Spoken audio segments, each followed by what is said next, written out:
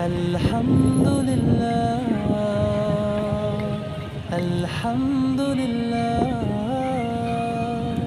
Alhamdulillah.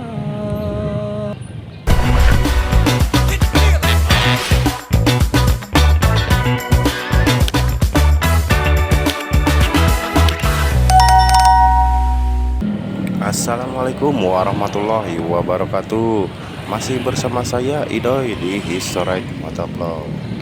Karena setiap jalan dan bangunan pasti ada cerita. Terima kasih masih mengikuti channel ini. Tapi apakah Anda sudah mensubscribe, like, and comment channel ini? Kalau belum, silahkan sekarang. Bagi Anda yang sudah, terima kasih. Saya doakan semoga Anda diberi kesehatan, diberi kelancaran, diberi kemudahan, dan digampangkan segala urusan. Amin ya rabbal alamin. Para wargi sekalian, saat ini saya akan berjalan menuju Cibadak. Tentunya bukan Cibadak Sukabumi ya, tapi Jalan Cibadak yang berada di alun-alun untuk membeli kebutuhan di warung. Sekalian berbelanja, saya juga ingin melihat kondisi terkini alun-alun. Apakah padat, ramai, atau sesak di H-7 menuju Lebaran? Yang tentunya orang-orang pasti berburu baju Lebaran atau berburu kebutuhan buat Lebaran. Karena pasti di H-7 ini ada sebagian orang yang sedang bergembira karena sudah mendapatkan THR atau tunjangan hari raya. Tapi ngomong-ngomong masalah THR, saya ingin bercerita sedikit mengenai THR. Oke, kita simak. Para wargi sekalian, THR atau tunjangan hari raya adalah tunjangan yang diberikan kepada pekerja di Indonesia menjelang hari raya keagamaan, paling sering menjelang Idul Fitri. Tradisi ini sekarang menjadi kewajiban hukum bagi perusahaan, tetapi sejarahnya cukup panjang sejak awal kemerdekaan Indonesia. Awal mula THR itu tahun 1951 pada masa pemerintahan Sukiman Wirjosanjoyo, yaitu Perdana Menteri Indonesia. Latar belakangnya sendiri, setelah Indonesia merdeka, kondisi ekonomi masih sulit. Pemerintah ingin meningkatkan kesejahteraan pegawai negara agar mereka bisa merayakan hari raya dengan layak. Kebijakan awalnya itu pemerintah memberikan persekot hari raya kepada pegawai negeri, pamong praja atau PNS, besarnya sekitar Rp125 sampai dengan 200 per orang, ditambah beras untuk kebutuhan 1 bulan. Jika dihitung dengan nilai sekarang, jumlah itu setara sekitar 1 juta sampai 1.700.000. Namun pada saat ini THR hanya diberikan kepada pegawai negeri, kerja swasta belum mendapatkannya, sehingga menimbulkan protes buruh di tahun 1950-an. Kebijakan ini menimbulkan kecemburuan sosial. Pada tahun 1952, banyak buruh melakukan aksi mogok kerja karena merasa tidak adil. Pegawai negeri mendapatkan THR sedangkan pekerja swasta tidak. Sebelum saya melanjutkan bercerita, saya ingin berteduh dulu sejenak sambil menunggu lampu merah ke lampu hijau. Karena di siang hari ini cuaca begitu terik, begitu panas. Kita nunggu sejenak sebelum melanjutkan bercerita. Saat ini saya berada di perempatan 5 simpang 5 yang menuju Jalan Asia Afrika, dimana kondisi jalanan cukup lancar, tidak terlalu ramai. Oke, kita lanjutkan bercerita mengenai THR. Sampai di mana tadi ya? Tuntutan mereka itu yaitu THR diberikan juga kepada buruh dan pekerja swasta. Peristiwa ini menjadi awal perjuangan pekerja untuk mendapatkan THR. Perkembangan THR yaitu pada tahun 1960 sampai 1970-an. Pemerintah mulai membahas kemungkinan pemberian THR kepada pekerja swasta. Namun kebijakan ini belum stabil. Yaitu ada aturan yang mendorong pemberian bonus di hari raya, tapi tidak selalu wajib bagi perusahaan. Pada masa pemerintahan Soeharto di era Orde Baru tahun 1972, perusahaan bahkan sempat tidak diwajibkan memberikan THR karena dianggap membebani investasi. Akibatnya THR di sektor swasta sering hanya berupa bonus sukarela. THR secara resmi menjadi hak pekerja yaitu tahun 1994, di mana Menteri Tenaga Kerja saat itu mengeluarkan aturan resmi yang mewajibkan perusahaan membayar THR kepada pekerja. Aturan ini dikenal sebagai Peraturan Menteri Tenaga Kerja Nomor 4 tahun 1994 tentang tunjangan hari raya keagamaan. Sejak saat itu THR menjadi hak pekerja, perusahaan wajib membayarnya, dan istilah hadiah lebaran berubah menjadi tunjangan hari raya atau THR. Aturan modernnya tahun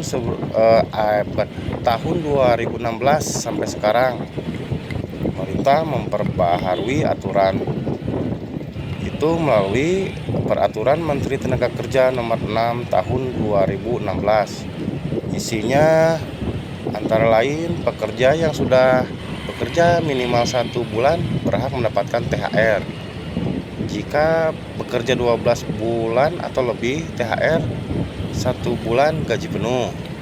Terus jika kurang dari 1 tahun, THR dihitung secara proporsional. Selanjutnya THR dibayarkan paling lama 7 hari sebelum hari raya, yang tentunya hari raya Idul Fitri ya.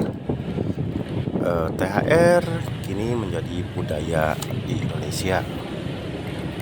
Sekarang THR bukan hanya kewajiban perusahaan, tapi sudah menjadi budaya masyarakat Indonesia. Bahkan istilah bagi-bagi THR sering digunakan untuk memberi uang kepada anak-anak, memberi uang kepada keponakan saat lebaran, memberi hadiah kepada keluarga atau pekerja rumah tangga.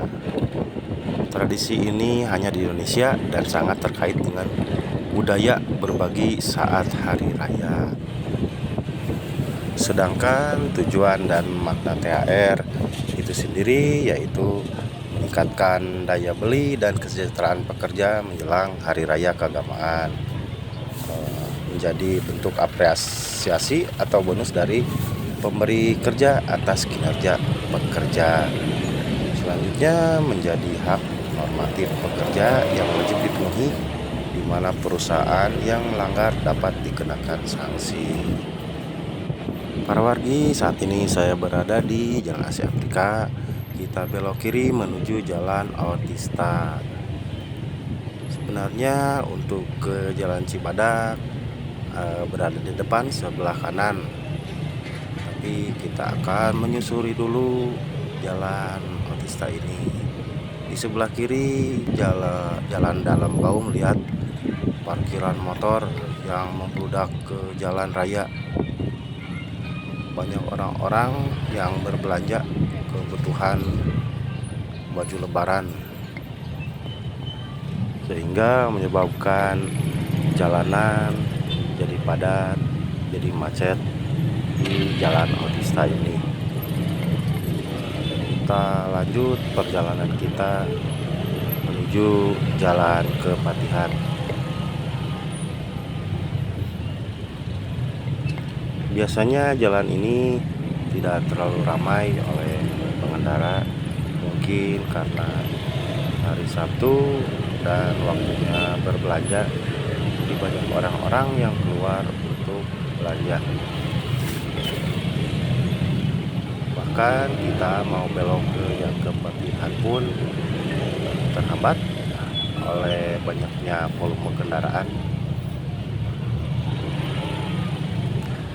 Apakah para wargi sudah mendapat THR atau membeli baju lebaran? Kalau yang sudah mendapat THR, alhamdulillah selamat. Bagi yang tidak mendapat THR atau belum mendapat THR, bersabar saja.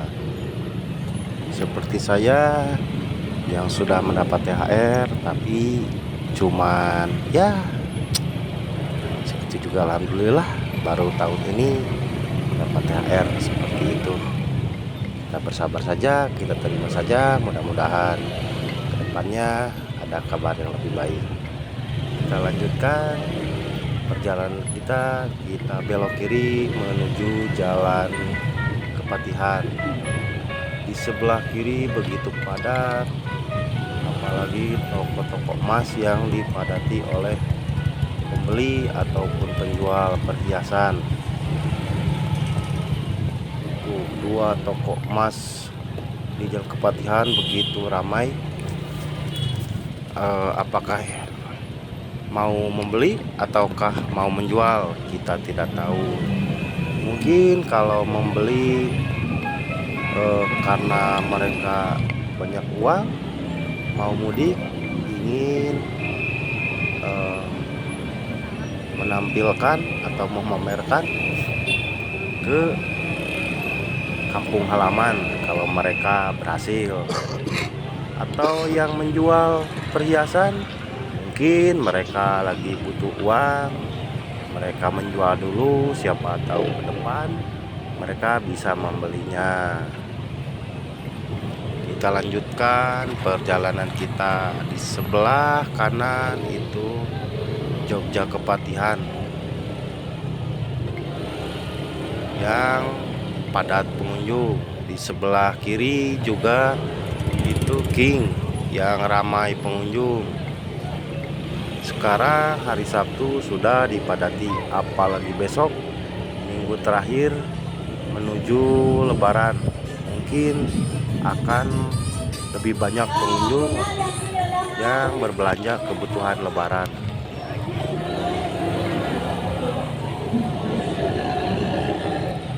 Untuk jalan di sini relatif aman, lancar, karena sudah melewati pusat perbelanjaan. Kita lanjutkan lurus ke Masjid Bandung Raya. Di Masjid Bandung Raya pun banyak orang-orang menepi, mungkin karena kecapean, kepanasan. Mereka pada beristirahat di halaman Masjid Bandung Raya. Kita lihat dulu sejenak ke sebelah kiri. Tampaknya banyak orang yang berbelanja. Kita lanjutkan lagi perjalanan kita. Oh iya, kita tidak lupa tujuan awal kita belanja ke Cibadak. Seperti biasa kita ke mode ngebut. Walau ngebut tetap hati-hati. Let's go.